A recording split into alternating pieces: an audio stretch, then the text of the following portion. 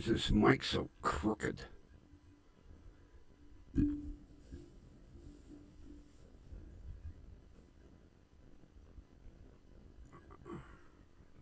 There, now it's straight. Somewhat straight. Yep, it's straight up and down. Probably helps to have some headphones. Okay, we got headphones, we got microphone. These microphones still don't look right.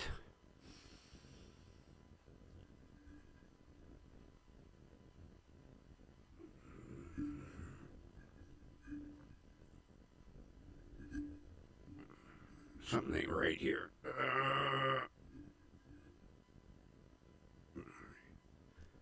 Looks crooked.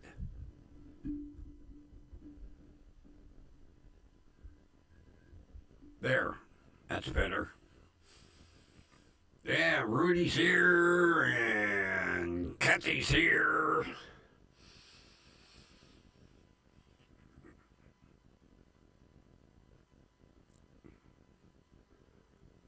Well,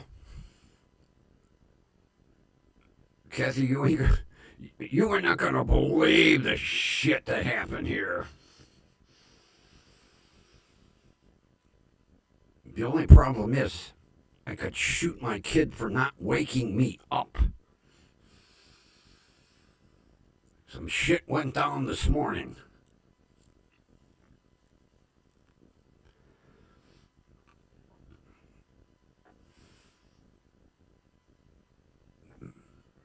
I had bad news and good news.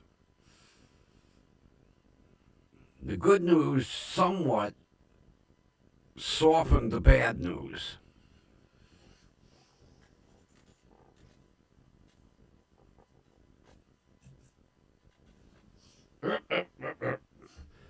Hang on, I dropped something.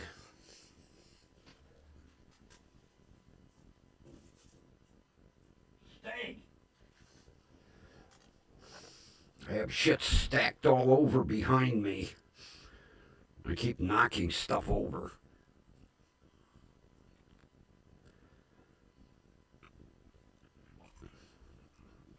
Let's do a start here. Oh, Jesus. God. Oh, man. I almost knocked the microphone over.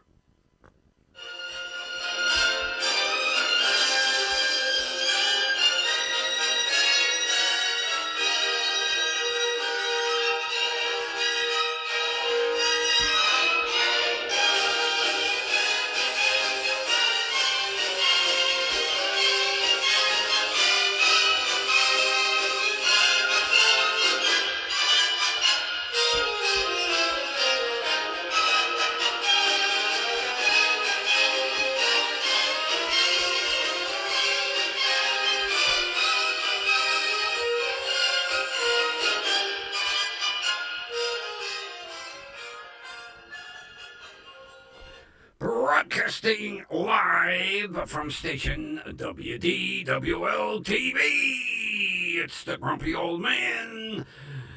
Oh, I hate this. Proudly brought to you by the Grumpy Vulture Productions. Proudly. Holy shit. Who keeps writing this script already? You? Sure.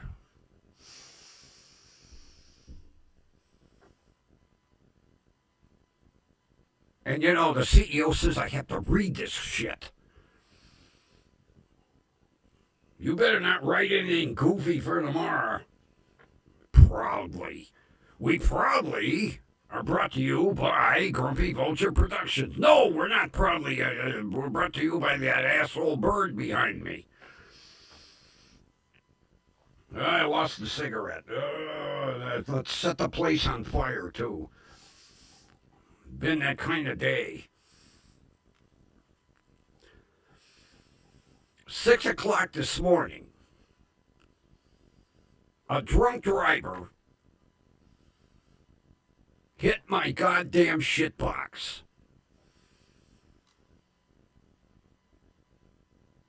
Hey, Ronbo. he drove over the curb onto the tree lawn and hit my truck while it was parked in front of the house. And as soon as I saw the pictures, I knew what vehicle it was. It's the guy it's a white Charger, and he's been blowing the stop signs for a couple of weeks now. He comes down the street about 40 to 60 miles an hour, blows through the stop sign.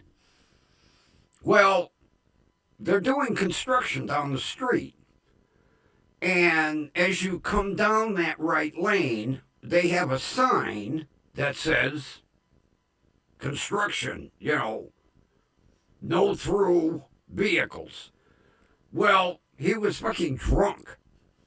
And he went to dodge and go around that sign. Well, when you're drunk and doing 50, 60 miles an hour, he lost control of the car. Luckily, he clipped the right front, because had he not made the turn, he'd have hit the truck head on. So I have a bent bumper, I got a bent fender, I got a bent core support, the fender's pushed back into the door, parking light smashed. Luckily, the radiator's not leaking and it runs and I can drive it. And I hope the son of a bitch is insured. Although, what are they going to come out and give me $25 and say, here, the truck's a piece of junk? I'll tell the insurance adjuster, I was sleeping in the front seat. Oh, my neck hurts, my back hurts. I said to my kid, why didn't you wake me up? Oh, I didn't want to wake you up. Because here's the pain in the ass with Cleveland. I could have gone out and got all the information. Year, make, model of car, license plate, insurance company, owner's name, address, phone number. Well, I called the district this morning and they went, we can't give you that information. You have to get a police report. And like, what? I said, if I'd been standing out there, the officers would have given me the information. Well, you weren't standing out there, sir. Now you have to get a police report. I ain't paying fucking $20 to get a police report.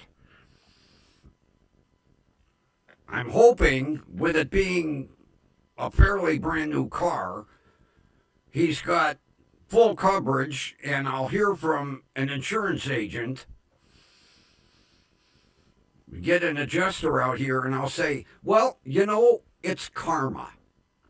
He doesn't stop at the stop signs. He ignores them. He blows through them constantly, and he lost control of the car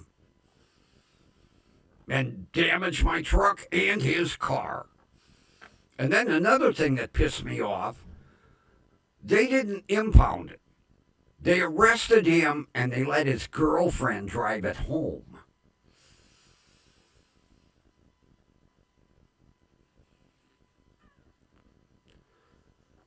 Yeah. I can't give you that information, sir. Maybe the officer will call you. Well, he got off at 2:30. I didn't get no phone call. Yeah, if I would have been on the scene, I could have gotten all the information. No. Now I have to spend $20. Well, I ain't spending $20.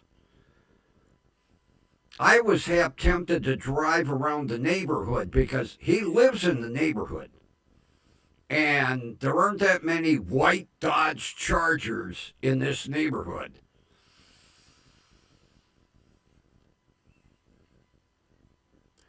Well, the truck is drivable. I checked it out. I took it for a ride. It just looks ugly. Uglier.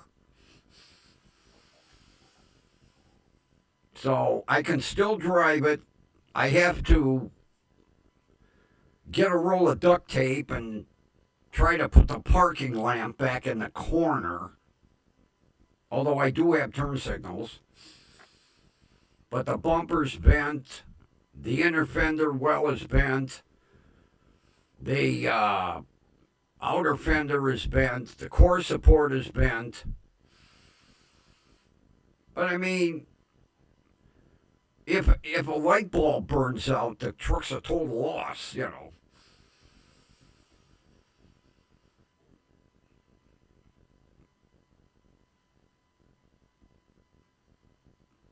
Now for the good news. I was hoping Nick would pop in. I didn't bust a drive shaft.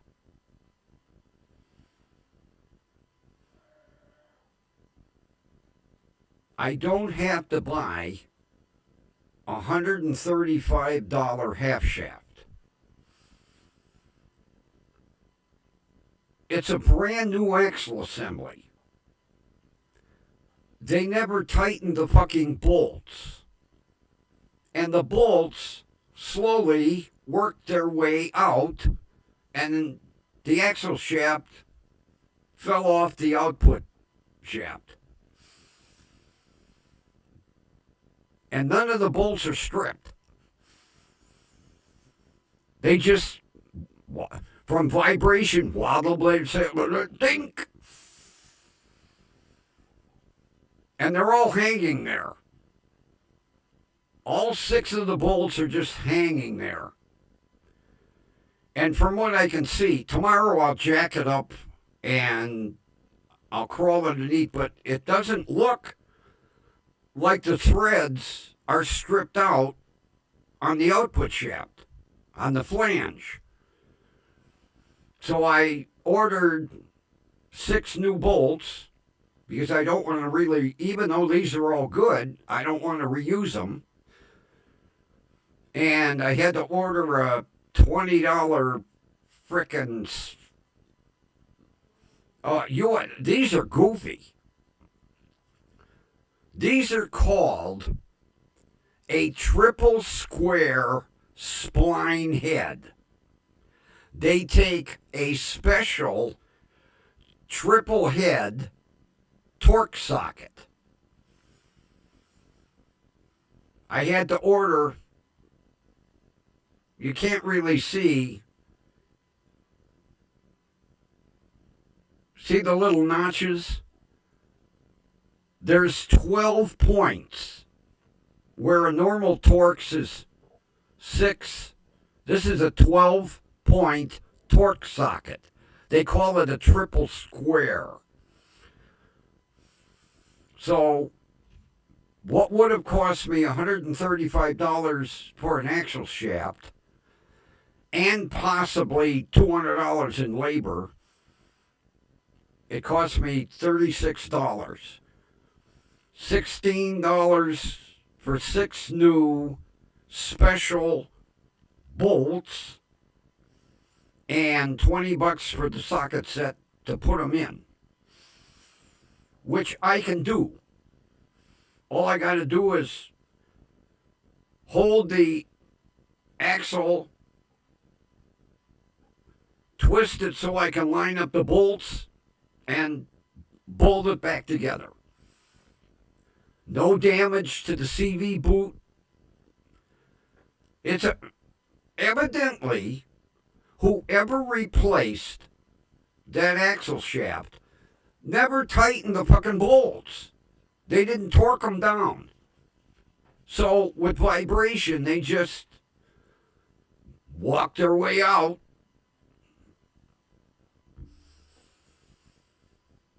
Now, had I been doing, 60, 70 miles an hour, it probably would have done some serious damage.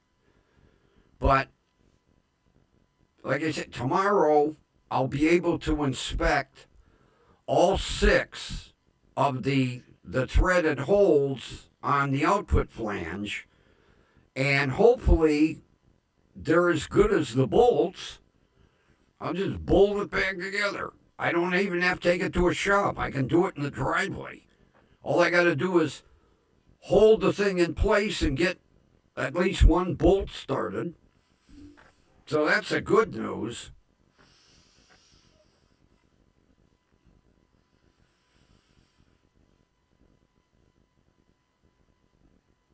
Yeah, well, I got a shitload of pictures of the shit box and the car on my tree lawn, but as soon as, because my kid was flicking through them, and I saw this white Charger, and I said, that son of a bitch. I said, that's the guy that blows these stop signs constantly. He don't even slow down. He blows through it like they don't exist. And I can't wait to tell his insurance adjuster. And of course, he'll deny it. But it's obvious he blew the stop sign because when he went to dodge the construction sign, he lost control of it. Luckily, he didn't hit the truck head on. He glanced off the front. And then my kid looked out the bedroom window, and he thought the car was empty. He thought, well, evidently he fucking fell asleep or something. Because there was no motion in the car for about 15, 20 minutes. And then my son sees somebody moving around in the car. So he called the police and said, they're still in the car. And of course, it was shift change, and the girl went, well, it's going to be about 15 minutes. So he was hoping the guy wouldn't drive away, but the guy was in the car. So they put him in silver bracelets and arrested his ass.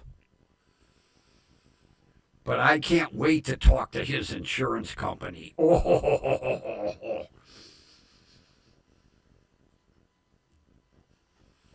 And if I don't get any satisfaction from the adjuster, Kathy, you know me. If it's like State Farm or Allstate, I'll go to the CEO.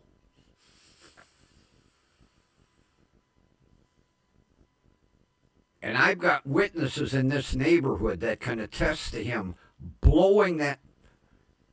He don't stop. Just.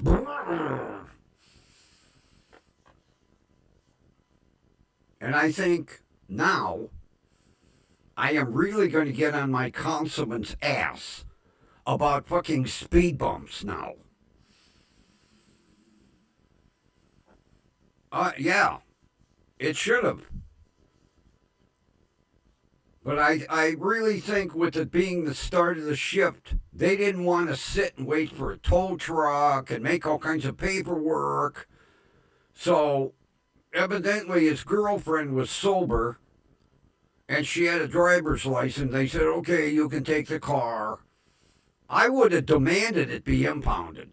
Had I been out there, I'd have gone bonkers out there. I would have ended up getting arrested. I'd have raised hell. I'd have said, no. None of this bullshit. Impound the fucking thing. You arrested the driver. No. There'd have been 27 fucking police cars out here. I'd have been in silver bracelets. There'd have been no way I would have let them release that car. No way. Matter of fact, I would have said, give her a breathalyzer. Although I don't think Cleveland police cars carry them roadside breathalyzers.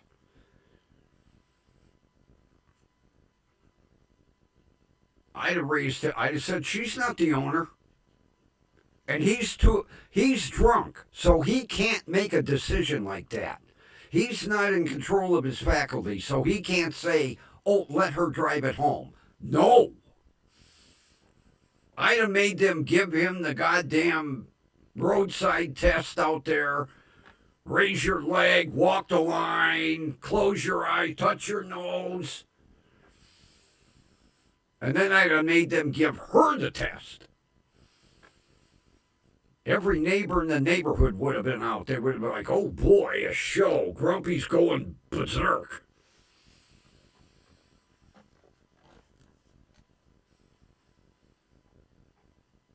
I'm just glad he didn't hit it head on.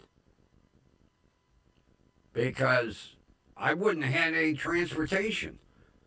Because legally, I can't be driving the Passat. Boy, I was sweating it when it broke down because I had to walk home because dumbass me, I forgot my cell phone. And I was like, oh shit, Cleveland's going to come across it, run the plate, find out it's fictitious, tow it.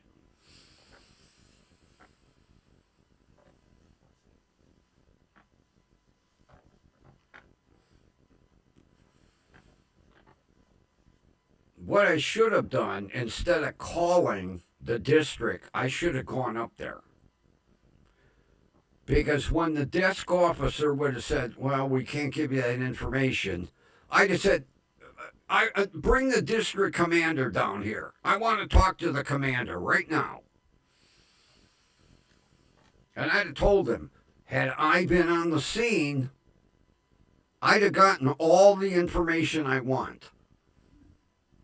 I'm not paying $20 to get the information. But when his adjuster shows up, oh, I am going to go berserk. I'm going to be like a rabid junkyard dog. And if I don't get any satisfaction from him, I'm going up. I want everyone in his insurance company to know that the son of a bitch don't know what a stop sign is, and he don't know what a speed limit is, and he was driving intoxicated.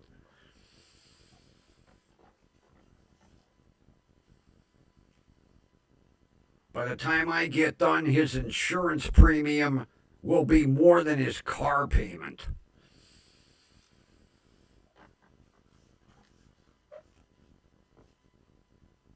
Because when I tell the adjuster, I will know whether he is going to do anything about it or not, because I'll just watch the look on his face. And if he gives me line of these like, oh, okay, then he ain't going to say nothing. I can read people like that. If I tell him, oh, he's blowing the stop sign at 50 miles an hour, and he's just like, really? Oh, let me make a note of that.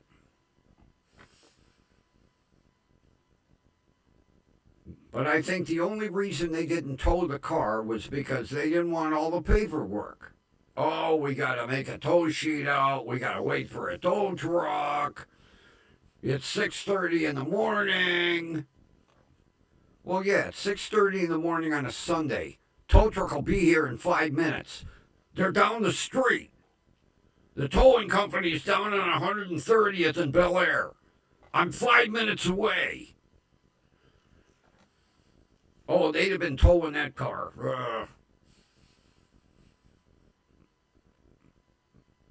I'd have slashed all the tires. What? Look, tires are flat. Can't drive it. Gotta be impounded.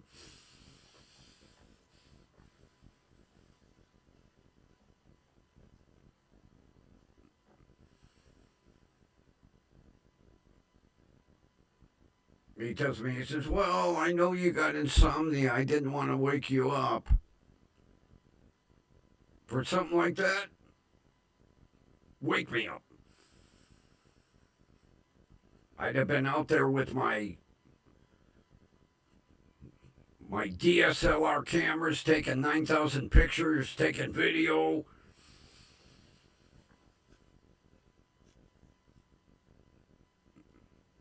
But I'm going to drive the neighborhood, and I'm going to look for the car. Because he comes by here several times a day. So I know he lives somewhere in the neighborhood. And it's an all-white Dodge Charger with dark tinted windows.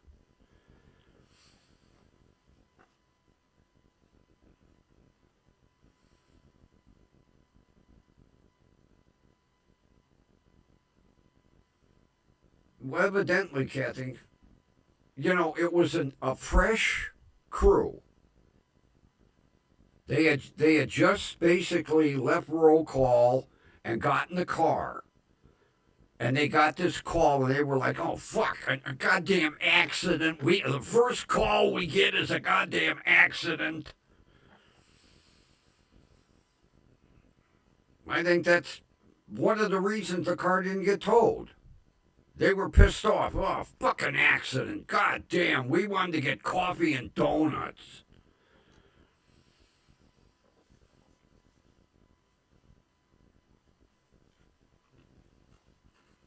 Well, like I say, whatever insurance company it is,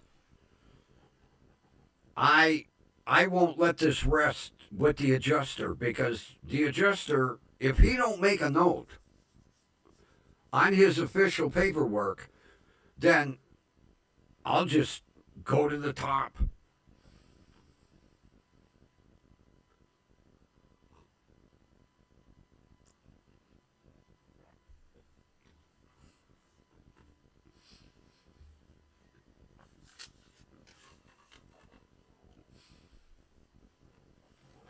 You know me, Kathy.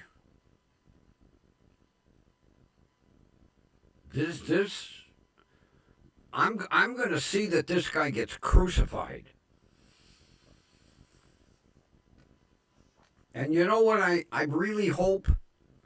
This is his second or third DUI. I would hope his third. Because in Ohio, after your third DUI, it's a mandatory 1 year suspension of your license.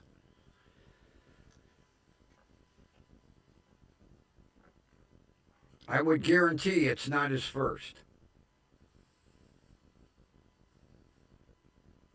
I would almost guarantee it's not his first. Either he was drunk, or he was driving on a suspended license, or he had a warrant. See, I don't know why they arrested him. Was he drunk? Was he driving under suspension? Did he have a warrant?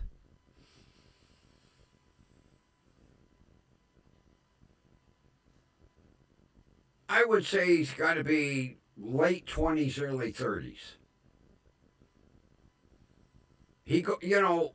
When he's got the window down, he goes by so fast, I really can't get a good look at him.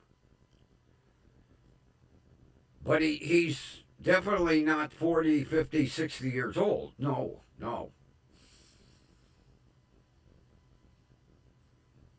See, that's another thing I would have gotten his age. I'd have gotten his address, a phone number.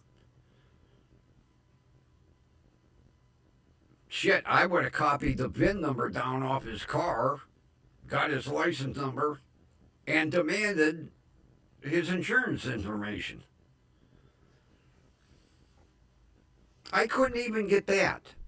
I asked the desk, whoever answered the fucking phone, well, can you look up and see if he's insured? Well, it'll be on the accident report. I don't want the accident report. I want the information.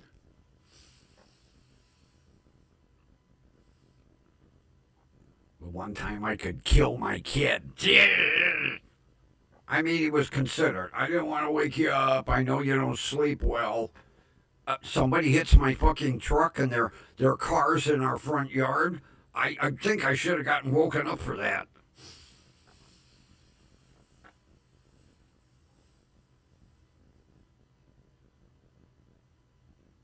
Although I'll tell you what, if he'd have hit it head on, he'd have totaled both my truck and his car. And then, and you can do this. People don't realize this.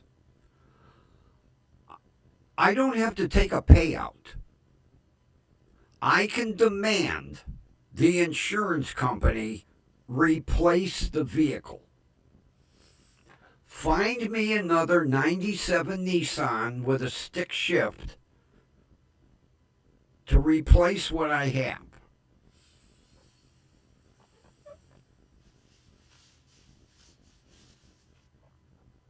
People think they have to take the check. No.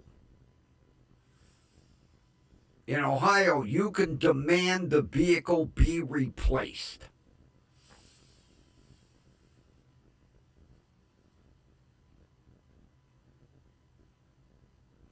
I know, I had to do it once. I had to find a goddamn Chrysler K car.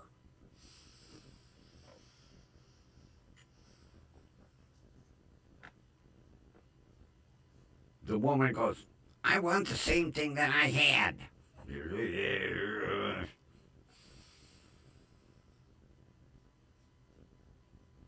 I ended up finding one in. Where the hell did I find it? Kentucky. At a car dealer in Kentucky. Identical to what she had. Even the same fucking color. Talk about lucking out. I said, ship it up here. They dropped it off and went, here's your car, bitch.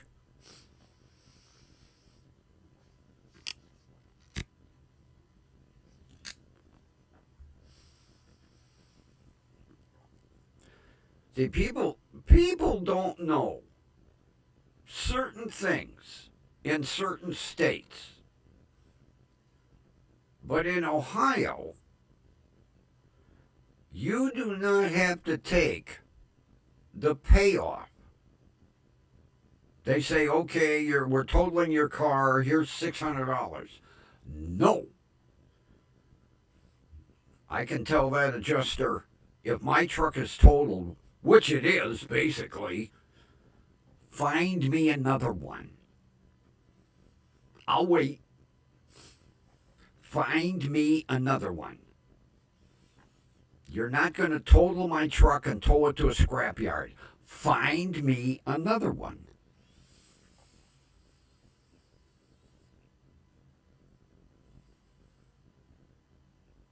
And if he gives me a rash of shit, I guess I'll have to get my attorney involved.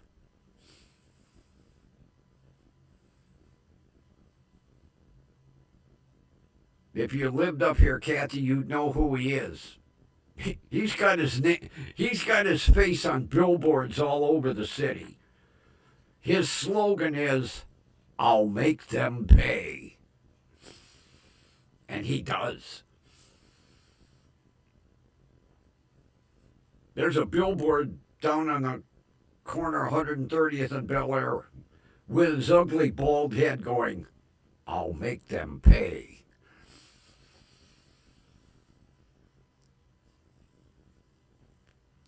I'll just call him and say, hey, make them pay. No, make them give me another truck. Watch it be my luck, they'd find a rusty, rotten shitbox just like mine and go, here you go. Don't slam the door, another piece of the body will fall off of it.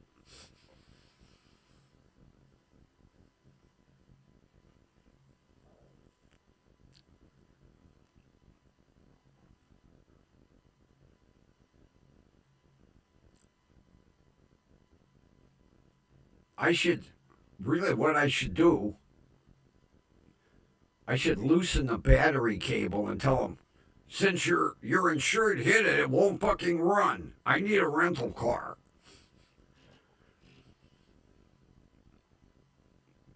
No, I just want a fair settlement. But if they turn into pricks, I can turn into a bigger prick. Because I've been in the insurance industry and I know the loopholes. They can't force me to take a check. Tell them you're going to total my truck? Find me another one. And the adjuster, probably some young kid, don't know shit from Shinola, go, well, no, we don't have to do that. Look at the fine print of the insurance code for Ohio. You're going to get a little education, pal. Find me another one.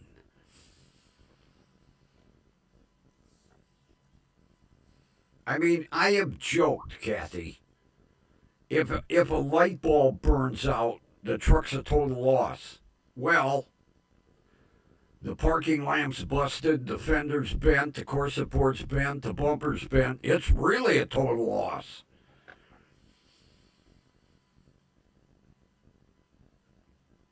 Matter of fact, I went up to get cigarettes, and the one Indian brother, he was coming in the store, and he went, somebody hit your truck? Yep, somebody hit my truck. You gonna fix it? Yeah, hang a new fender on it and put a new bumper on it, and the bumper and the fender will be worth more than the whole truck.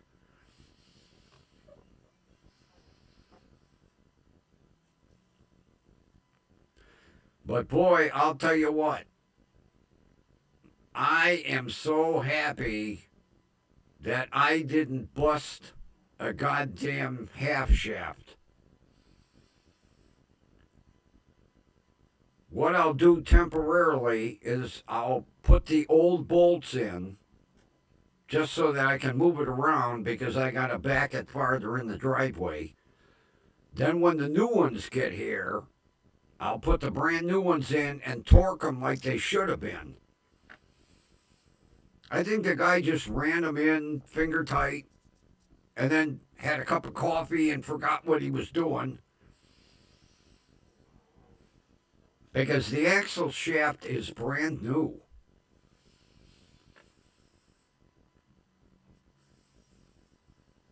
So whoever replaced it never bothered to tighten the bolts, let alone torque them.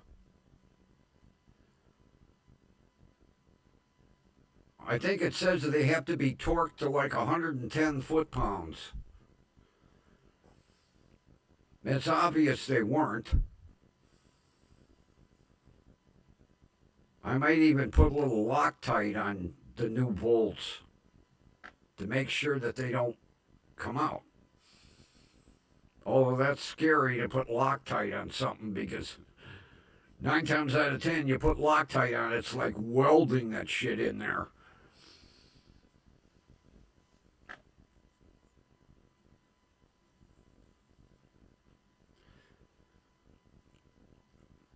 Yeah, as a matter of fact, I took a couple of pictures, and tomorrow I'm going to go up and show Ryan. I'm going to tell Ryan, you know that bad wheel bearing? It wasn't a wheel bearing. It was that axle assembly rocking back and forth.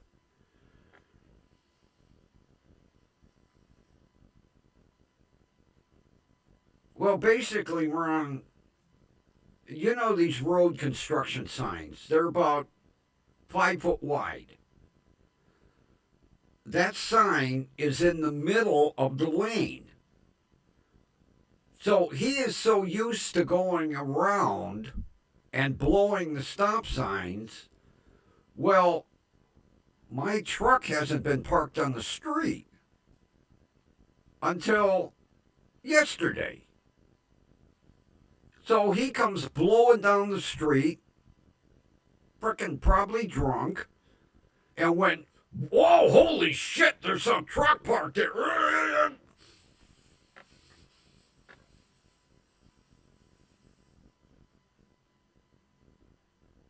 He didn't anticipate that.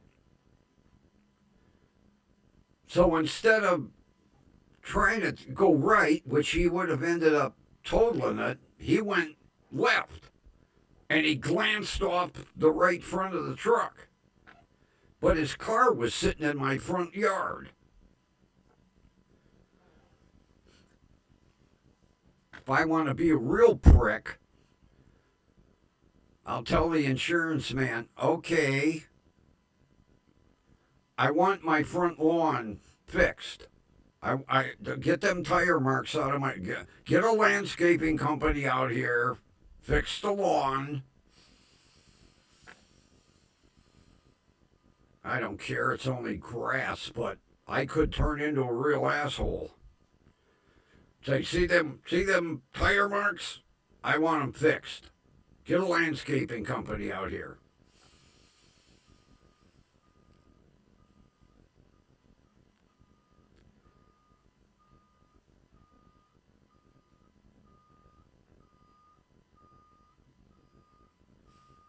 Oh, yeah, it's obvious, Ron. The guy started the job and either went on a coffee break or a phone rang and, lunchtime. And then he come back to work on the car and went like, well, okay, it's all bolted up. I'll put the wheel back on. Good to go.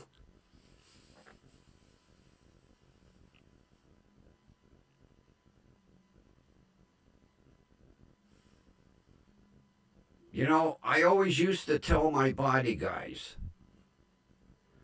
after you bolt something on, go back and double check. And triple check. You bolt the door on, make sure the bolts are torqued. Then after you walk away from it, come back, double check it. Or triple check it.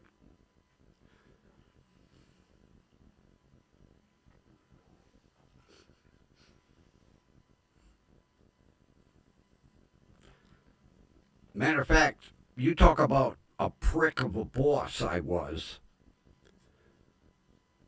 They would leave at 4:30. I had to be there till 6 in case people came in for estimates after 4:30 or to pick up their cars, I would go out in the shop and I had a torque wrench in my desk and a set of sockets. I would go check. And if bolts weren't torqued, they didn't want to see me first thing in the morning. I'd be standing there with my torque wrench in my hand going, guess what? And then they'd get that look like, oh, fuck. Yeah, them bolts were supposed to be torqued. They weren't. Now, you can torque them because I loosened them all. And then I'd stand there and watch them. Okay.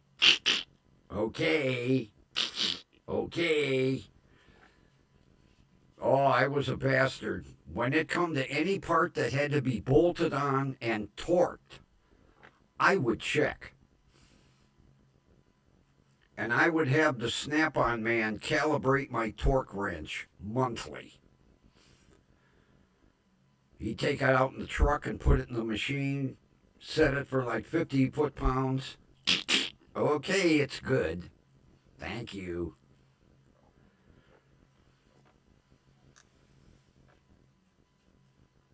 But those bolts, I looked it up today, were supposed to be torqued to 100 foot-pounds.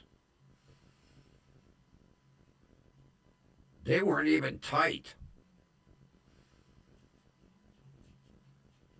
They weren't even tight. If they vibrated out, they weren't even tight. I'm just glad I wasn't going fast, you know. I did lose one. There's only 5. That's why I ordered brand new ones. Well, plus I wouldn't trust them, but I lost one somewhere. Probably spinning, it flew out. That's okay. I got 5. I can put them in and torque them down temporarily until I get the new ones here. I don't mind crawling under the car twice. I saved myself about $300 to $400 because the cheapest brand new axle was $129 on eBay.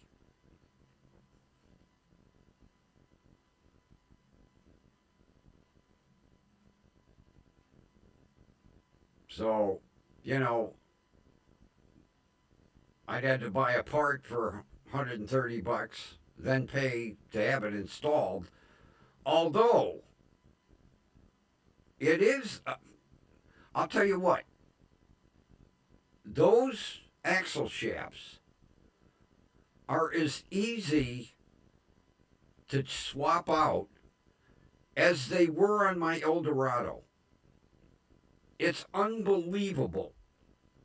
There were 3 YouTube videos showing a guy, different guys doing them in the driveway. The only big bitch of it is there's a bolt on the end of the hub that holds the axle into the hub. And that bolt is torqued to 300 foot-pounds. And they say it's a bitch to get that bolt loose. You have to have a pretty hefty impact gun and a special socket, which I would have had to buy. A 27 millimeter socket. I'm learning with this car you have to buy all kinds of tools. Goddamn Volkswagen. Although by the time I get done, I'll have every Volkswagen tool that I need. Had to buy special tool for the brake calipers. I had to buy special tool for the alternator, but I decided not to mess with that. Now I have to buy special tools to torque down the goddamn axle shaft bolts.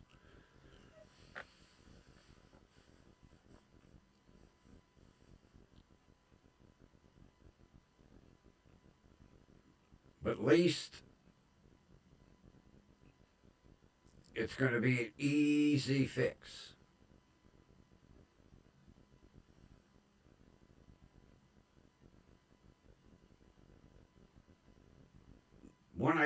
When I had the alternator done and I took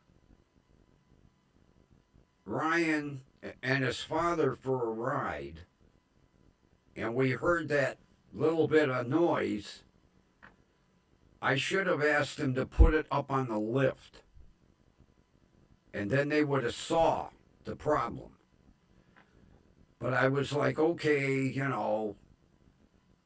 we'll do it the next time. Don't worry about it. Had they put that thing up on the lift, they'd have spotted it. But this way, I got brand new bolts coming because you're not supposed to reuse the old bolts.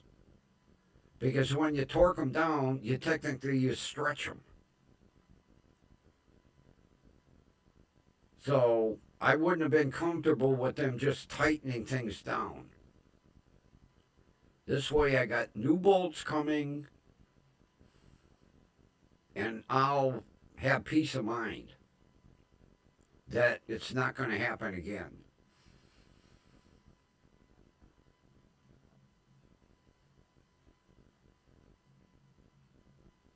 Yeah, I wish Nick would have popped in. He'd have loved to heard the problem. Because when he was hooking it up to the tow truck, he kind of looked under and went, yeah, the axle shaft's hanging. But then this morning, when I looked at it, I was like, something don't look right here.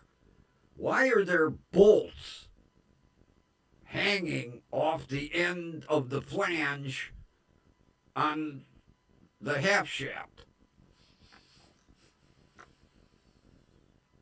And then I looked at the output flange and went, oh, that's why they're hanging. They were loose.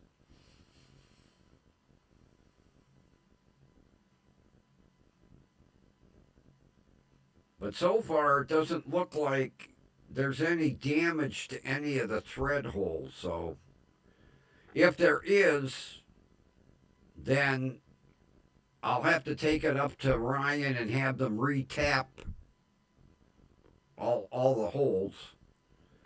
Then I'll have to pay labor for them to put it back together. I went out with my handy dandy trusty Temu flashlight. This thing is unbelievable. I spent $2. It's rechargeable. It don't weigh shit. And it is bright as can be.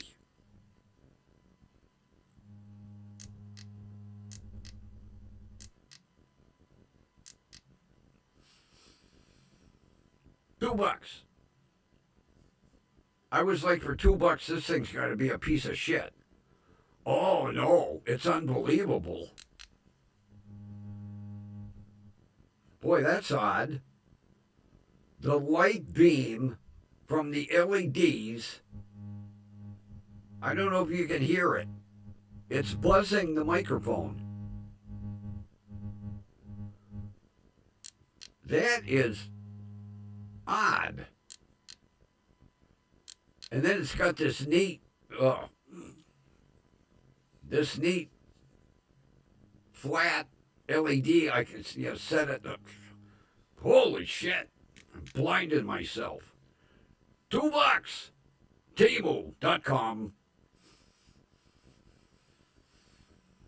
They had one that had 10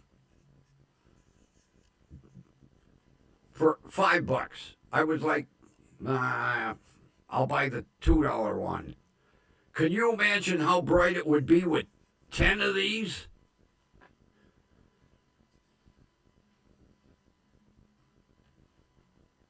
Yeah, that's odd, Kathy. It's a beam of light.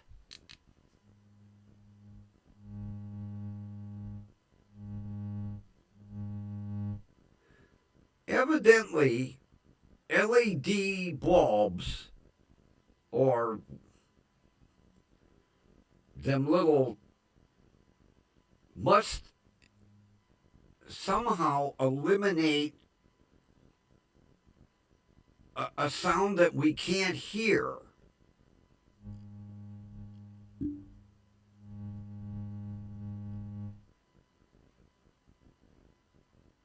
I can't hear anything. Well, I got the headphones on, but you can't hear it. But it must eliminate a sound.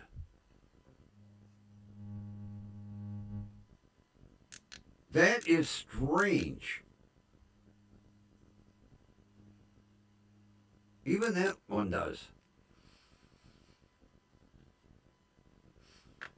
But the weird thing is, there's LEDs inside the mic, but they're way down at the bottom. But evidently, they must eliminate sound. that we can't hear because it's so high up in the scale, but the mic picked it up. Learn something every day.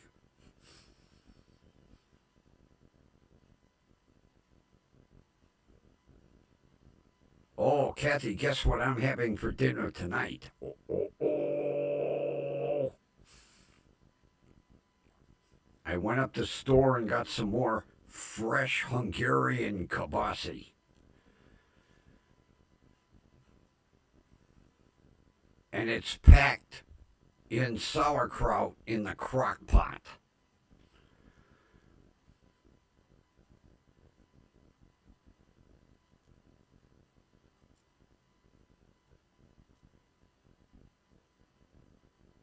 That was, I couldn't think of diodes. Yeah, I couldn't think of the word. Yeah, the diodes are eliminating a high pitch frequency.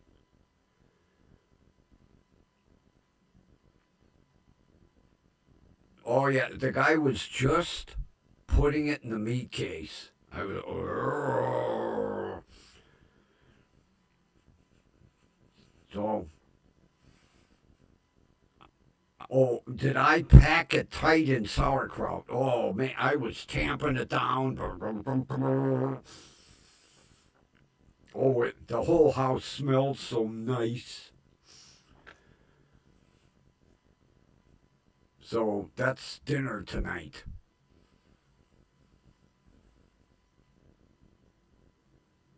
Yeah, this company is in southern Ohio. I can't remember the name. I'll have to look at the label. And they make excellent Hungarian sausage and Italian sausage. Their hot Italian sausage is to die for. And it's brought in fresh daily.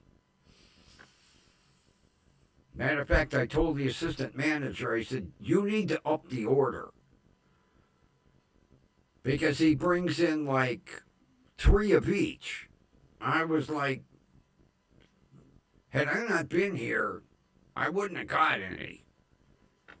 Well, we don't want it to sit on the shelf. I said, it don't sit. If I would have gone in the afternoon, it would have been gone. So he told me he'll up the order. But they make the Hungarian sausage. They make sweet Italian sausage, which I haven't tried. They have 3 different kinds: sweet Italian sausage, regular, and hot. I never heard of sweet Italian sausage. I'm going to have to try it because I usually get the regular or the hot.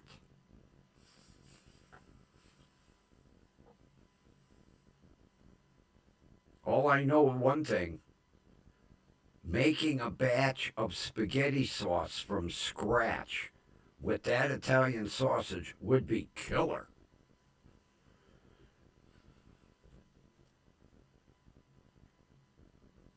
I keep saying I'm gonna make some. I'm gonna have to make some. That's all there is to it. I'm gonna have to make some.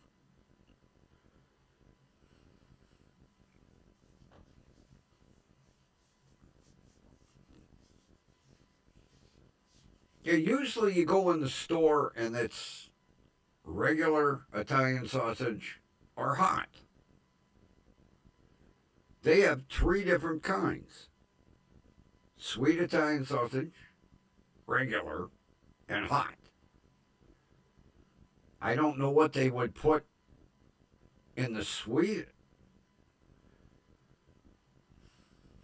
I I'm gonna have to try it. That's all there is to it. I'm gonna have to buy a pack and try it.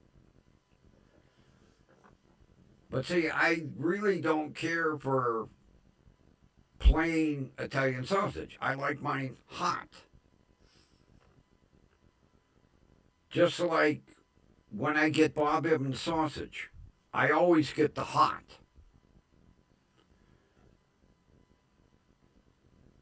Bob Evans makes some good hot sausage, though. I really like the hot Italian. Well, it's not Italian. It's hot breakfast sausage.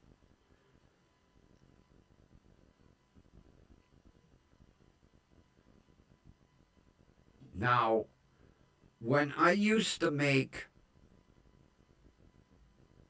my cornbread stuffing for the turkey, I used to buy the Bob Evans sage breakfast sausage in the in the tube in the roll, and then I would fry that up, and I would mix it in with my cornbread stuffing, and then stuff the turkey. And everybody used to love my sausage and cornbread stuffing. I don't stuff turkeys anymore.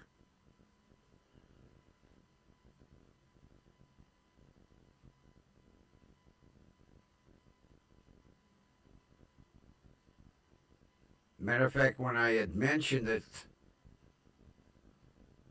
when I was married to Dale's mother, she was like, "Oh, sausage and stuffing." I said, "Let me make it once." After that, it was like, "Okay, you stuff the turkey every Thanksgiving. That's your job."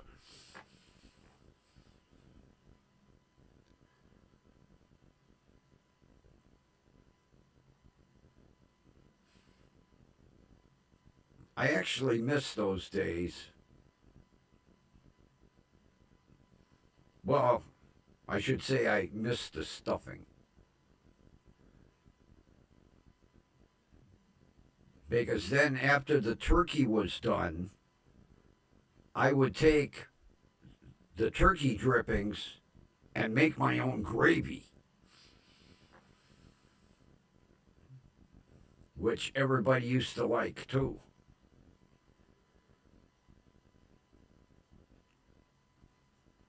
I used to be a good cook.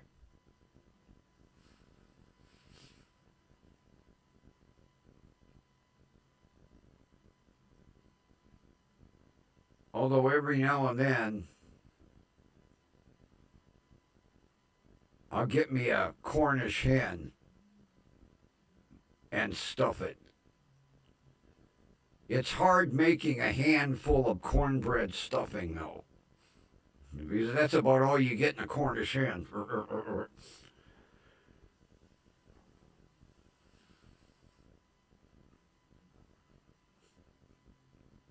You got that little tiny, little tiny bird. You look in the cavity, it's like, well, I ain't got a hole notch.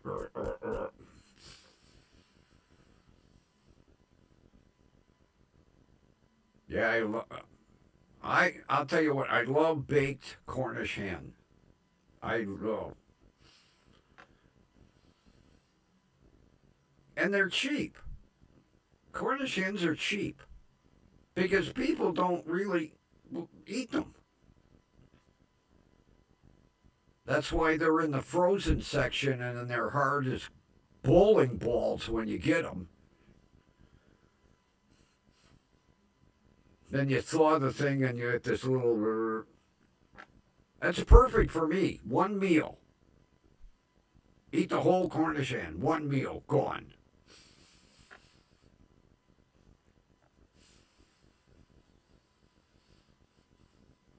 Although the last time I made one, I cheated and used stovetop.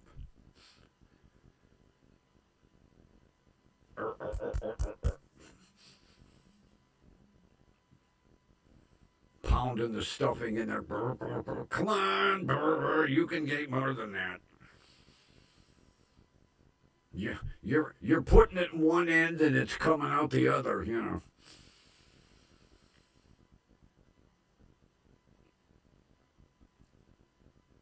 I love Cornish hen. Oh,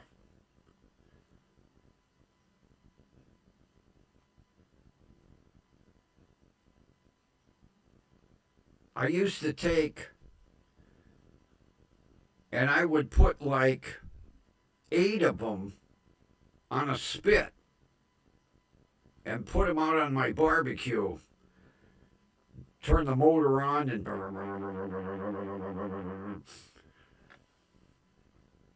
slather them in barbecue sauce.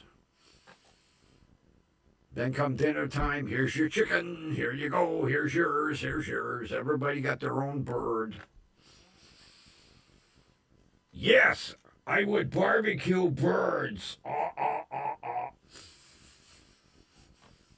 Not vulture, though. That shit's too tough.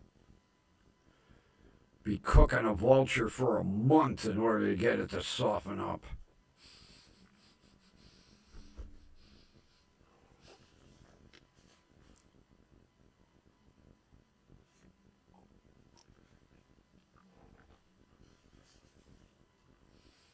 Very rarely do you see Cornish hen fresh. They're always frozen as hard as bowling balls. Drop one on the floor, you break your toe, you know.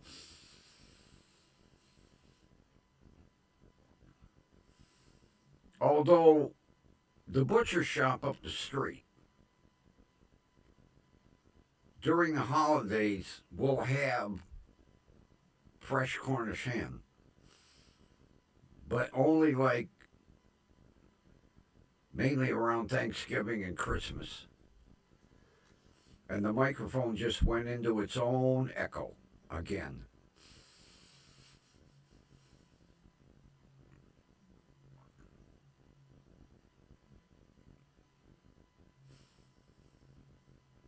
Every now and then, I'll get a taste for them, and I'll get one.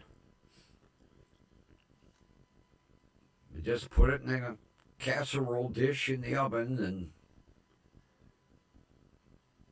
although the last time I did one, I did it in a crock pot. It fell apart. It was so tender, the whole bird fell apart.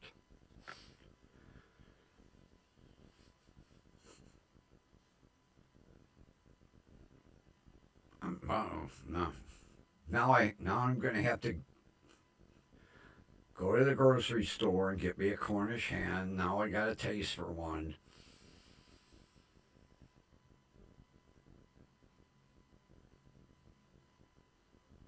Although I got a taste for Swiss steak.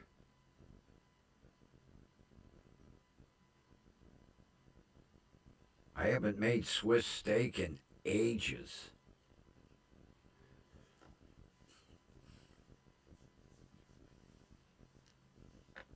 Oh, my neighbor does that. I never heard of it. I was one day he opened the barbecuer and I was like, "What the hell you got all them on them beer cans?" That's what he said. It's called beer can chicken.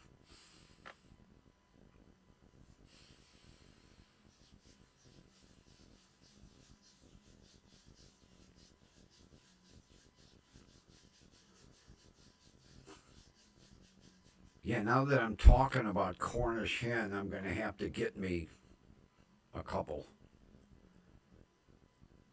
Although I really would like to do Swiss steak. Do Swiss steak in the crock pot. Oh, man. Fall apart tender.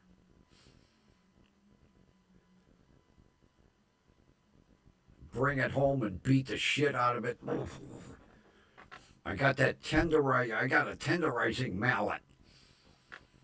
Bring it home and beat the hell out of it.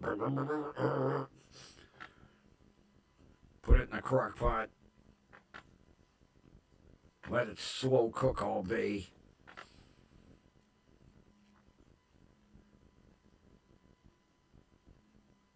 I get mushroom gravy mix. I mix up the mushroom gravy, pour it in, and let it go.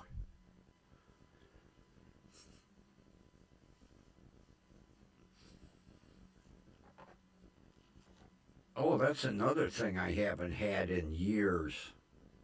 Chicken stew. Man, it's been about 15 years since I had good chicken stew.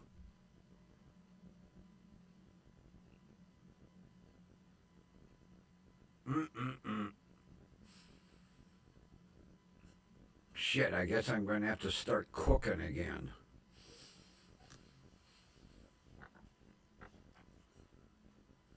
Although I'm sure I could probably come up with a crock pot recipe for chicken stew.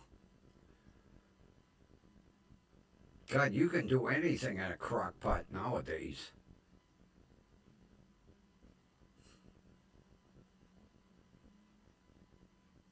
I like making beef stew. You just dump everything in,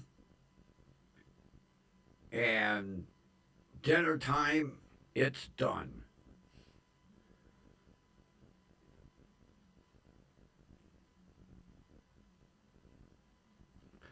Yeah, Ron, my grandmother used to make chicken stew a lot because back in the day, chicken was cheap.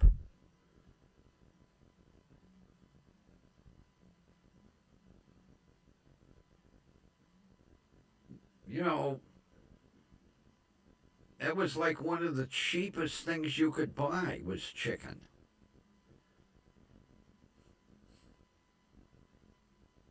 She'd make baked chicken, chicken stew, chicken soup,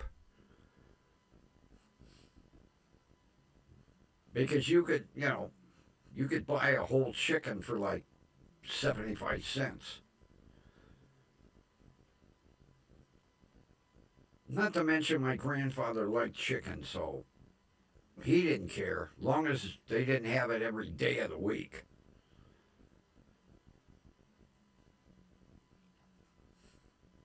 Oh, yeah.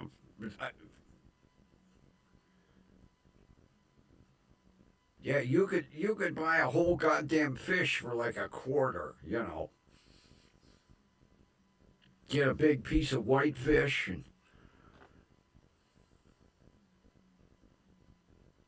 my grandfather wasn't big on fish though. He would have it mainly like during Lent. My grandmother would make baked fish or poached fish, poached salmon. That was all. That was a gourmet thing. Yeah, my grandfather could find salmon cheap at the West Side Market.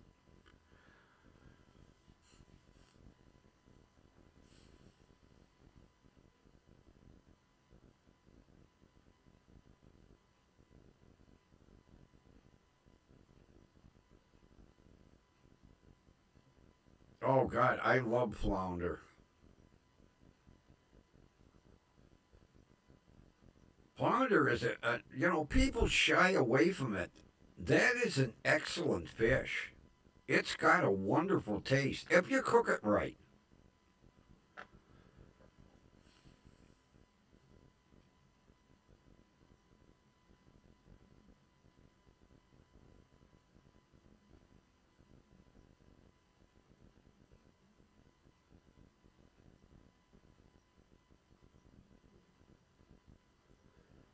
Oh, Ron, that's what I miss.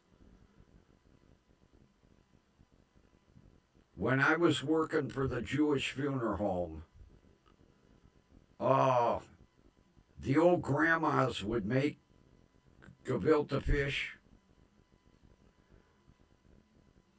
Matter of fact, the one funeral director used to bring it in for me.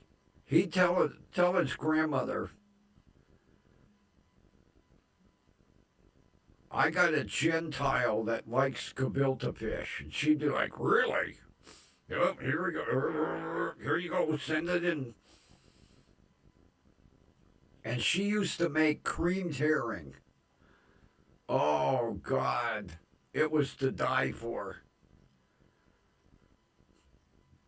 It was funny because he'd bring me in the cream herring and he'd go, "How can you eat that shit?"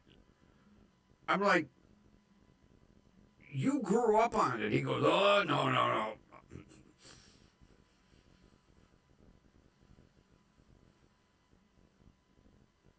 Yeah. When his grandmother found out that I liked gefilte fish and creamed herring, she'd make it like twice a month and send it in for me. And nobody in the funeral home would touch it. They'd be like, "Ugh, we ain't eating that shit." And every now and then she would send me in some brisket.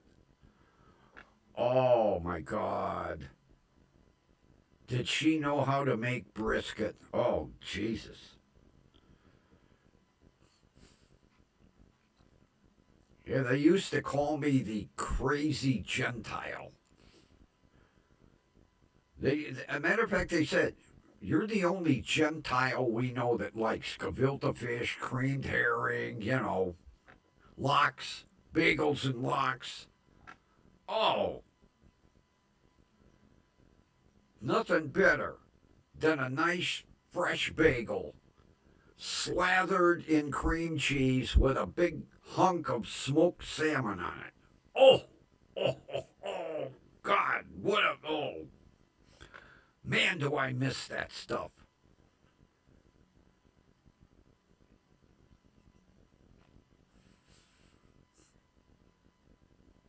Because there was a wonderful Jewish bakery up the street, Bialy's Bakery. Oh, God, they made the best bagels. Of course, they made them fresh every day. And you know another thing that they used to make, Ron? Salt sticks.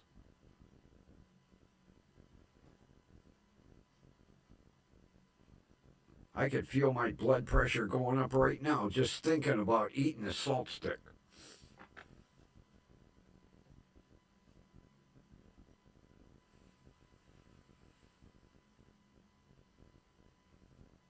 Yeah, oh man, I miss. They would call me. The one funeral director. "Do you have any funeral escorts for us?" "Well, not today." "Why?" "I got gefilte fish and creamed herring." "I'll go talk to the dispatcher and see if I can be out there tomorrow." And then I go in the dispatcher and tell him, "I want to go out to Berkowitz." "Really?" "Yes." "Okay. You're going to be there all day. They got 5 funerals." "Fine with me."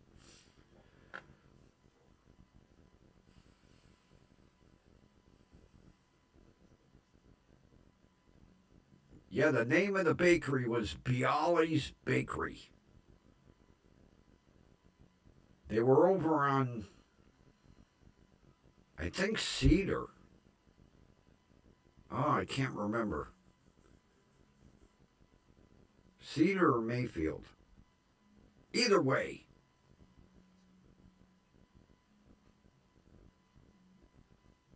there would be people lined up outside the store to get bagels.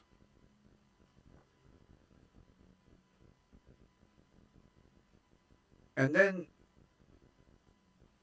when one of the bakers found out I was Gentile, he would say, "Call me before you come. I'll make sure I save some bagels for you." Because there were some times I'd get there, they wouldn't have any bagels. They'd be all sold out.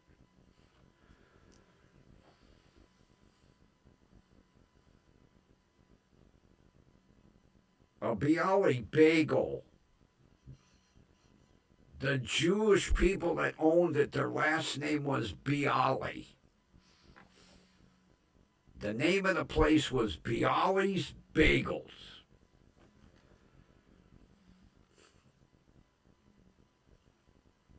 And they had, oh God, they had the best bagels I ever, oh. Although nothing better than an authentic Jewish bagel.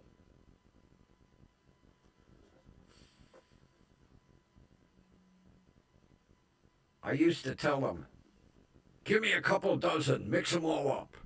Onion bagels, plain bagels, this bagel, that, put it.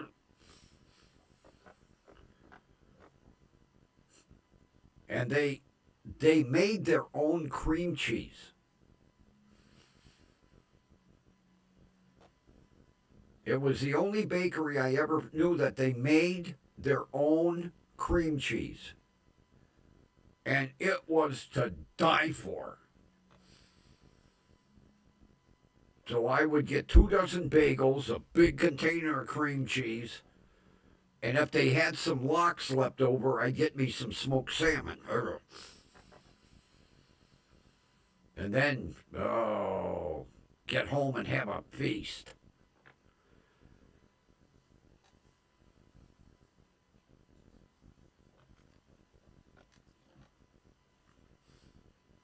I only went with the bagels and the salt sticks.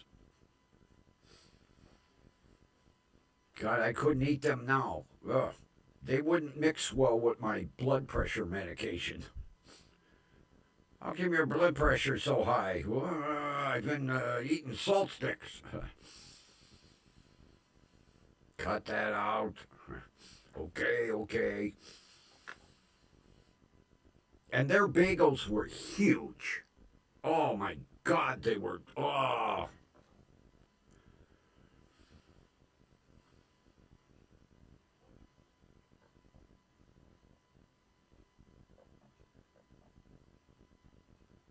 I never saw anything like that. They must have sold that shit out before I got there. All I ever saw was bagels and salt sticks. I never, although I would get there shortly before closing, so, they probably sold them first thing in the morning. The one nice thing would be I would get there close to closing because they close like at 2 o'clock. And many times I'd end up going out of the store with 3 or 4 dozen. They give me, oh, here, we're closing. These bagels are left over here. No charge here. And I'd be eating bagels for a month. Oh, they were good. Oh, man, their bagels were, oh, God. I guess I'm going to have to take a trip out east one day. Go get me some bagels. Some good, because we don't have no Jewish bakeries on the west side of Cleveland. No.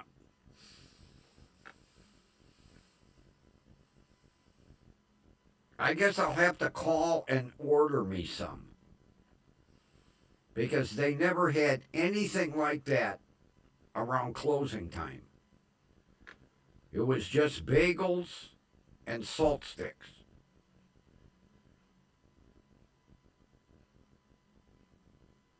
I'm going to have to make a trip out east now. Oh, God, I hate driving out there. But it'd be worth it. I guess while I'm driving out to Bialy's Bakery, I might as well go to Kaiser Meats and make a day of it.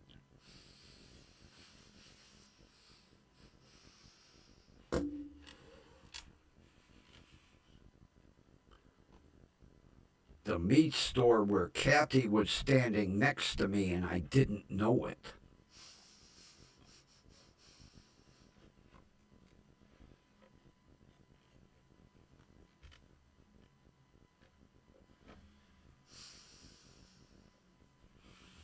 Yeah. Kathy would stand there going, oh, let's see, give me a couple pounds of this and a couple pounds of that. No, no, I don't.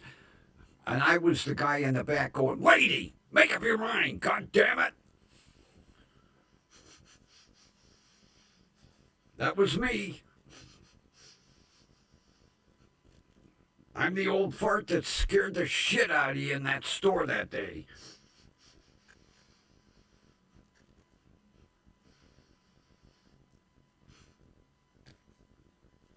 Shopping in a meat store like she was buying a lottery ticket. No, maybe this. No, maybe that. No. Lady, make up your mind. I can feel my beard growing. I don't want to get locked in the store at closing time. Oh, good old Kazers. Oh, man. Ugh. If I'm going to go to Kaiser Meats, I might as well go to the bakery, too. Jesus. Maybe make a stop at the funeral home while I'm at it. Hi, remember me? Get out of here. Well, I guess you remember me.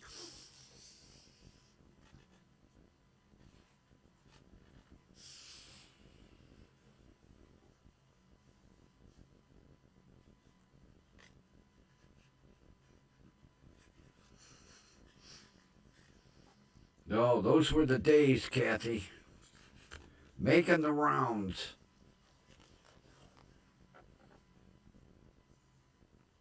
Doing a funeral escort for the funeral home. Drive down to Reardon's Bakery. Get some goodies.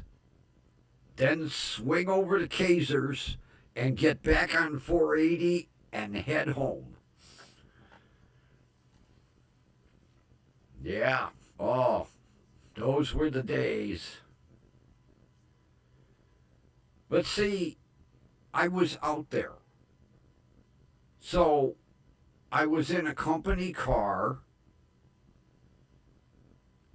I get done with a funeral escort. I was on that side of town. So it was nothing for me to hit the bakery and hit the meat store. But like for me to drive from here out to Broadway, I mean 480 is like a demolition derby. I hate going out there. I hate going anywhere. Although it's obvious I'm not safe in my own house when a car ends up in my front yard. Shit, good thing he stopped. He'd have come into my bedroom. Hello.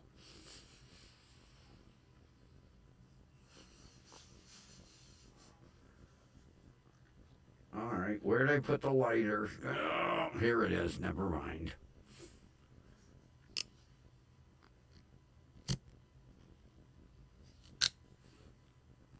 Really? I haven't been out there since '04.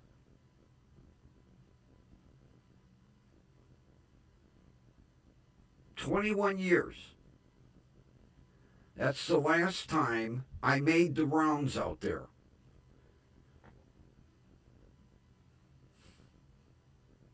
I wonder who's running the place now. I wonder if his daughter is running it.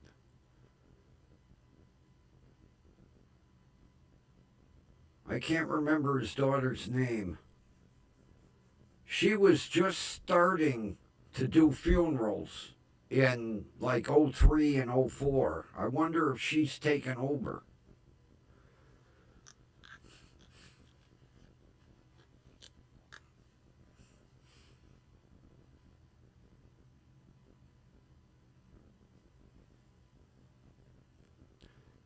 It would be interesting to stop in.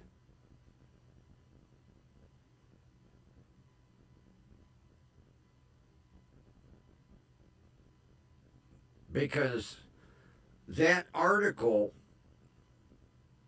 with the founder, A.J. Stepansky, is up on the wall. And it mentioned my first house, the address where he lived. When he passed away, my grandfather bought his house. And I'll never forget, I was talking about, I went, I used to live there. Oh, no, you didn't. I said, in the living room, in the corner, the floor was sunk down. And I heard it was from a big cathedral organ in the corner of the living room. And they went, that's the house. I said, I know. I said, my grandfather and Stepansky were friends for years.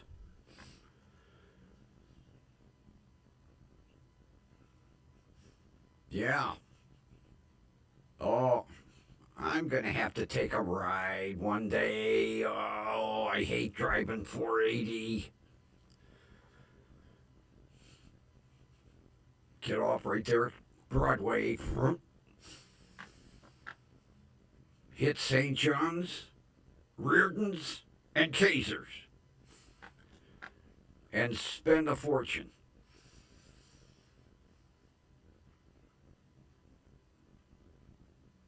Although Kaiser's made the best peppered bacon I ever had. Oh, God. Oh, I miss that place.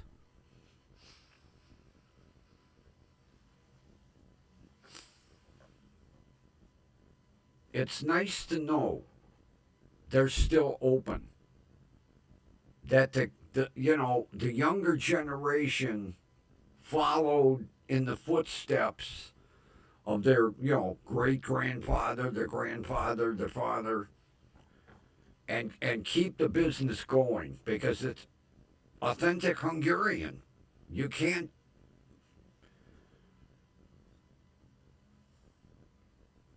God, oh man. I would easily spend $50 in there. And that was back in '04, '03, '04. Give me a pound of that, 2 pounds of this, give me a pound of that, a pound of that, some of that. Get to the cash register. That'll be $52.70. Oh, Jesus. And it wouldn't be any cheaper at Reardon's. What do you mean $25? What did I buy here? Well, we need a wheelbarrow to put the stuff in your car. You ordered that much. Oh, okay.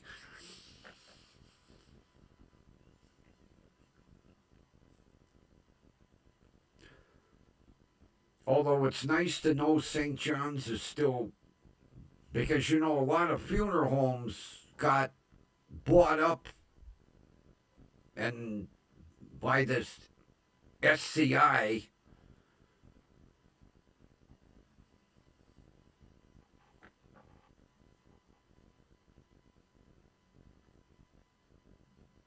Really? 93? Wow.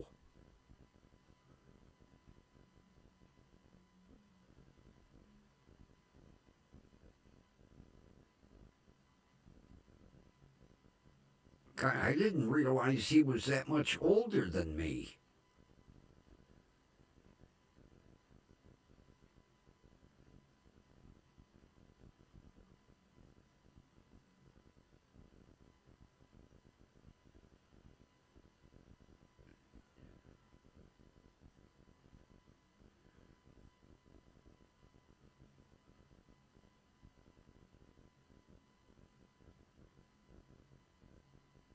I don't know.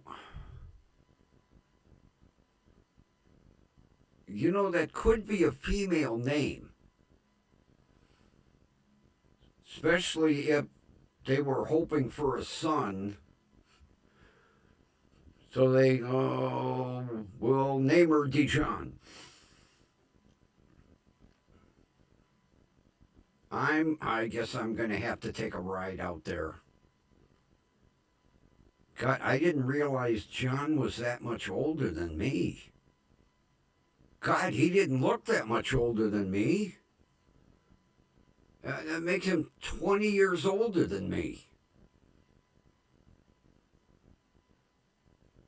God, he didn't show his age back then. Yeah, that would have made him 20 years older than me.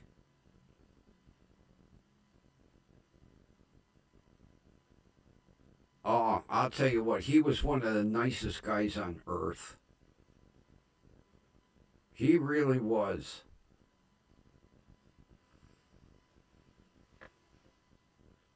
I'll tell you a little secret, Kathy. If they had two funerals the same day, even though I was not a licensed funeral director, he trusted me enough to handle one funeral while he handled the other. And I was the only person that he ever did that with. And it mainly came from me knowing his, knowing the house. And if I was out in that area, I would stop and see him, even if I didn't have a funeral to operate with him. I would just stop and bullshit with him, have coffee. I didn't think he was that much older. God damn.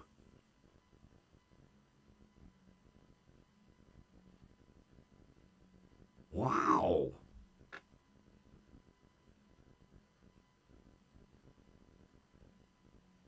Yeah, him and I got to be good friends.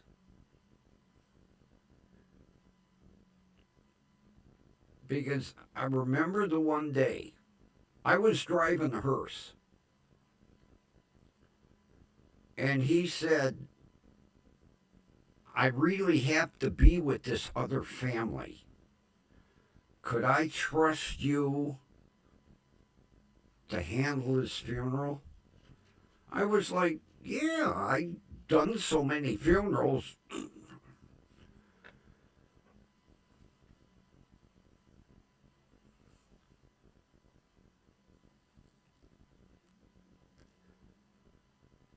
So he said to me, he said, all right,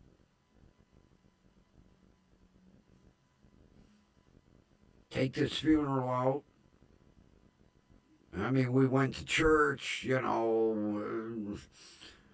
on to the cemetery. And nobody knew I was a hearse driver for a limousine service. They thought I was employed by St. John's.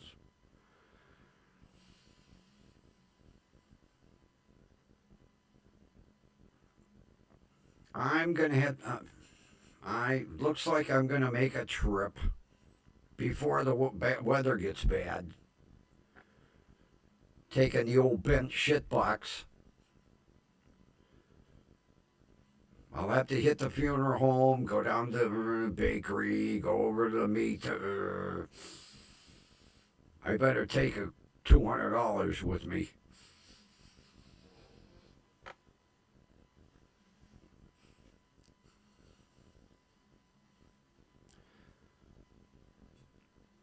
Man, that's shocking, Kathy. I did not realize he didn't look his age. Holy shit.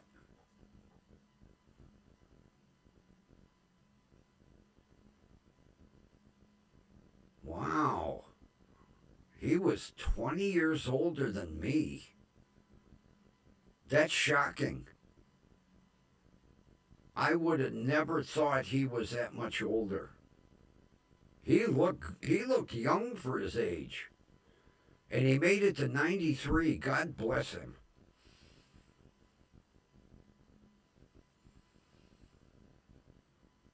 Wow.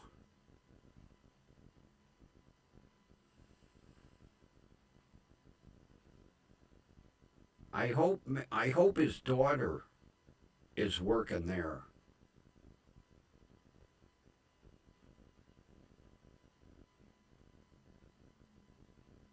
I can't remember his daughter's name. That could be her.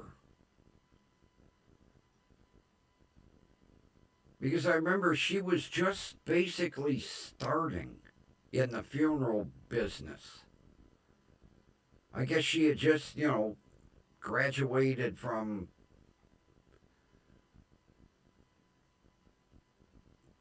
I don't know where she went to college.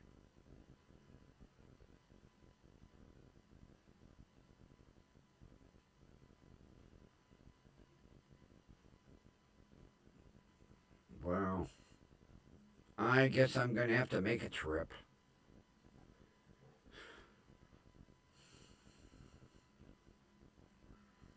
As much as I hate driving 480. Oh, God.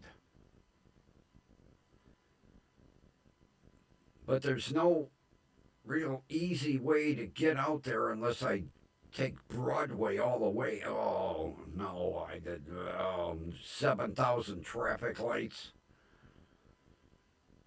I mean, I could do that. I could take Broadway, although I don't want to drive through 5 ghettos.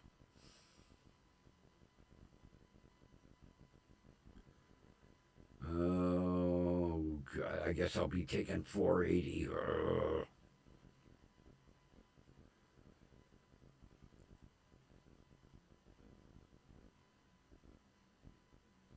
Yeah, but it's still the same. Well, I would hope that they would have that big. Man, they had that big framed article and everything in the. That's the only problem with, when new generations come in, they're like, get that shit off the wall.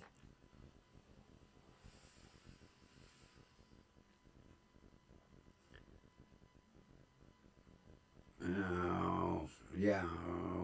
I don't want to take Broadway all the way out. No, no, not through Cleveland. It goes through too many ghettos. No. Even though my truck looks like it belongs in a ghetto.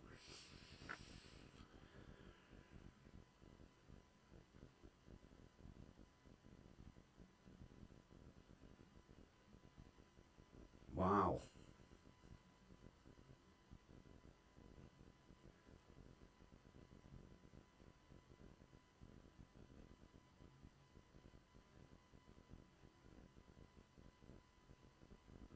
You know, Kathy, even when I liked driving, I hated 480. And 271 was worse. Holy shit. God, 271, they changed tires at 70 miles an hour out there. Especially after they put them fucking express lanes in. Jesus Christ.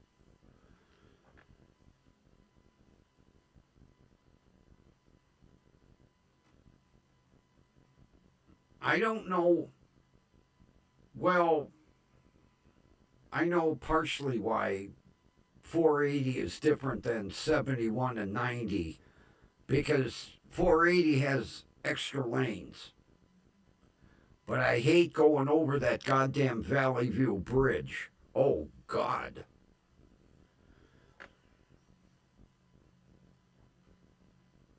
I remember putting a limousine, I did 360 in a super stretch when that bridge was ice. I told everybody in the back, hang on, here we go.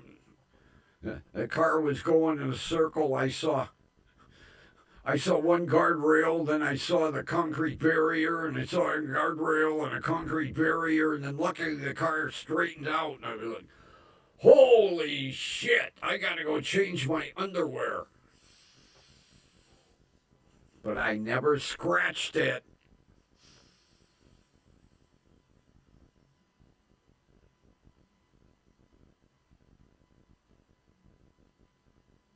Is that convent still going?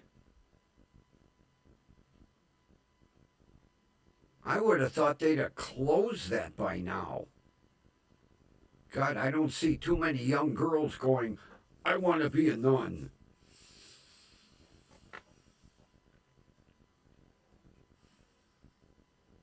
Although I'm going to have to take a ride down Rocky River Drive and see if the Poor Clare Monastery is still cranking.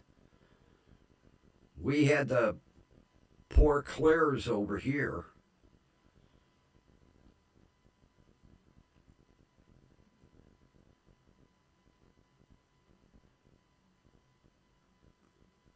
Evidently, wow. I just don't see that many young girls going, I want to be a nun.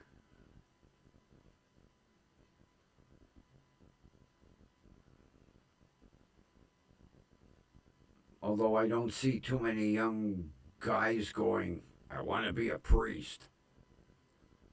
There's a real shortage of both.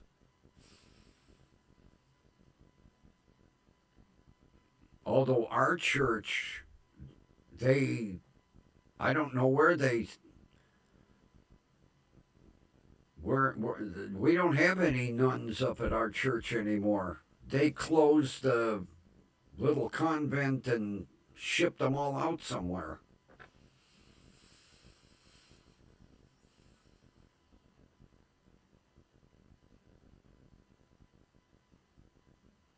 Interesting.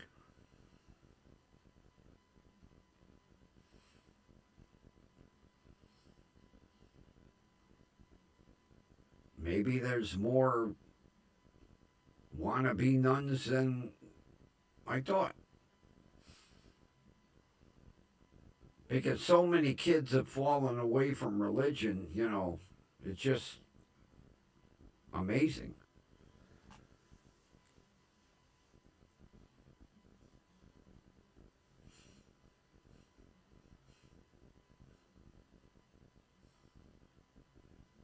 I wonder where they have the retirement home for nuns. Because, like, when my cousin retired, he went to Texas to a retirement center for priests. I want to say Denton, but I'm not positive. Yeah, when he retired, he went to the priest retirement center in Texas. Although there weren't too many places they could ship him anymore. We ain't going into that story again. Half of the family still hates me.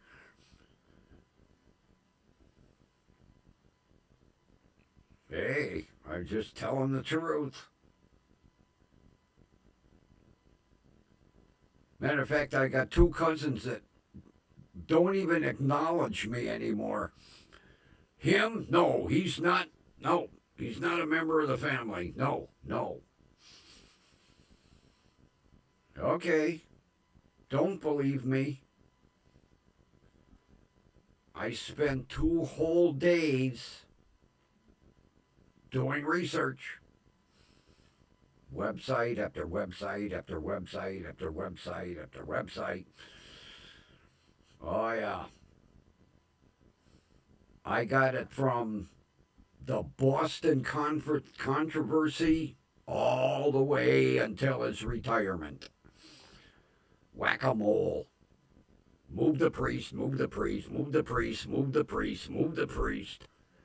Pay off, pay off, pay off, pay off.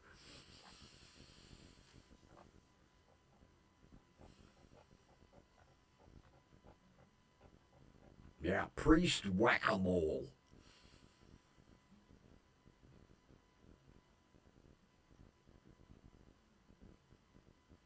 Shit, I remember reading about Where the hell did they send him? I think they sent him to a church in Montana. And the day he arrived, they went, nope, we don't want you. Nope. They called the cardinal and said, ship him somewhere else. We don't want him here. He didn't even get to unpack. Okay, we're going to send you to Idaho. Okay.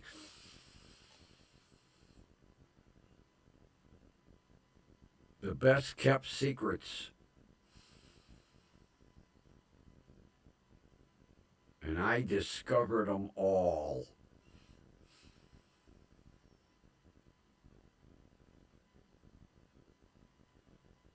Had he not retired, he probably would have ended up in all 50 states eventually.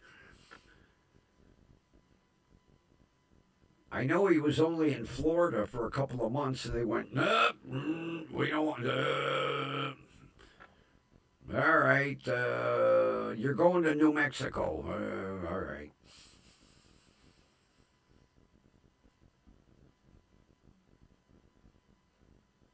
It's amazing what they talk about hiding shit under the rug.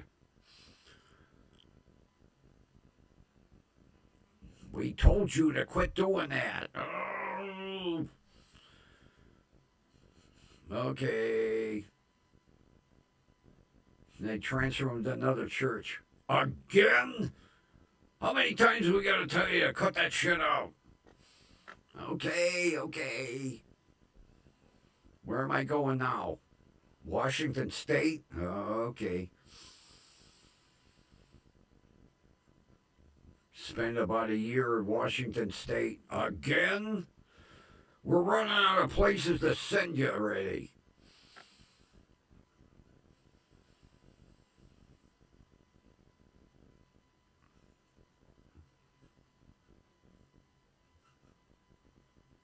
Yeah, I got two cousins that don't even admit I'm a relative anymore. How dare you say that about him? Well, can you read? I'll send you the websites. And my one cousin, oh, that's a different priest. Yeah, right.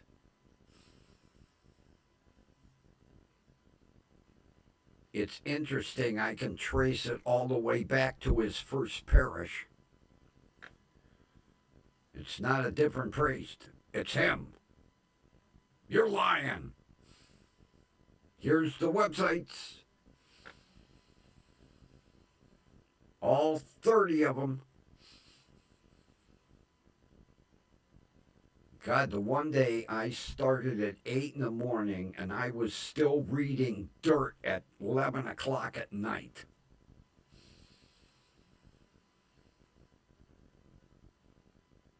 Priest whack-a-mole.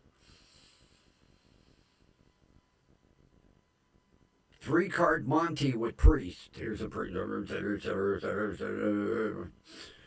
Where's the priest? Under here? Nope, he's over here. Now he's over here.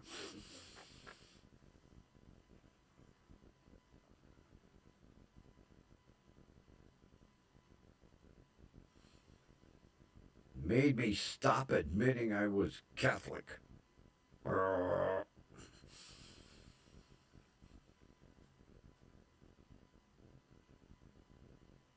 And to think he conducted my first marriage. I wonder if it was illegal.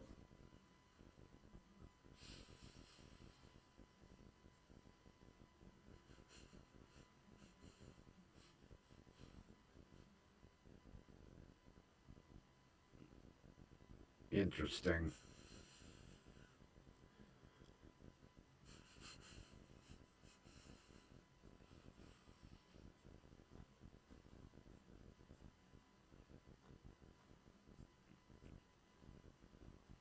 Oh, yeah, Ron, I read they transferred him. I'm pretty sure it was a parish in Montana. And when he got off the plane,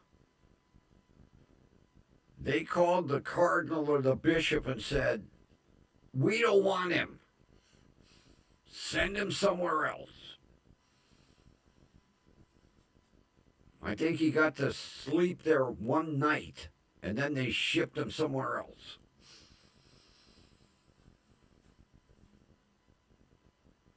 And none of the family believes it. Well, some do.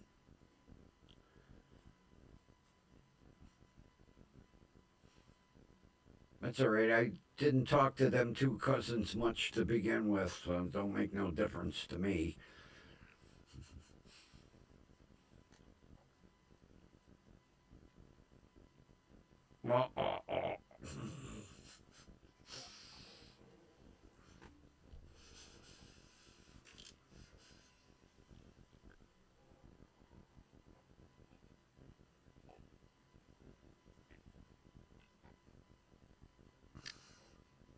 Gotta finish my coffee.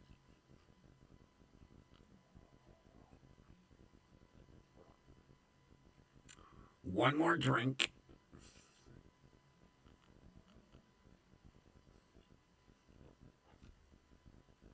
Good to the last drip.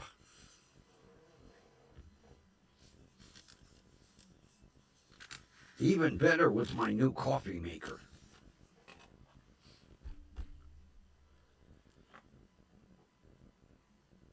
I'll tell you what, those cords are amazing. I put the pot in,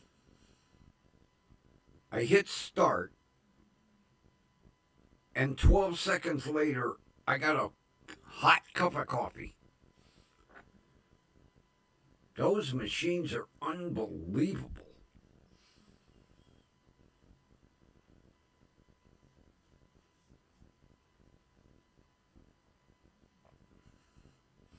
Although there is one thing I dislike. They need a riser for smaller coffee cups. Because when you had the coffee cup on the tray, the coffee spatters the coffee maker and you're constantly wiping it down. Things you see on mint green versus black.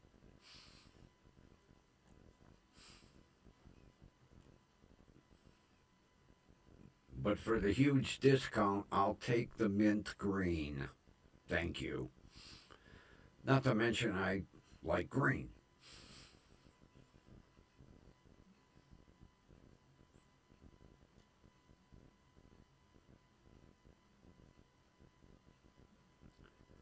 Well, I think I hear a crock pot full of Hungarian sausage and sauerkraut calling my name.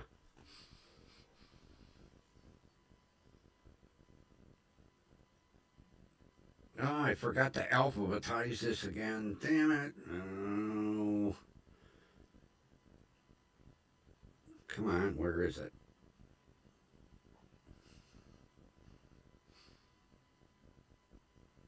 Why can I not find it? That's not it. That's not it. There it is.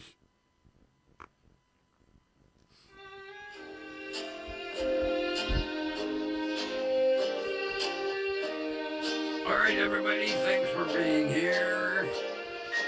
It's been a fun show. And we will meet again tomorrow night right here at WDWL TV. And with that, have a wonderful rest of your evening.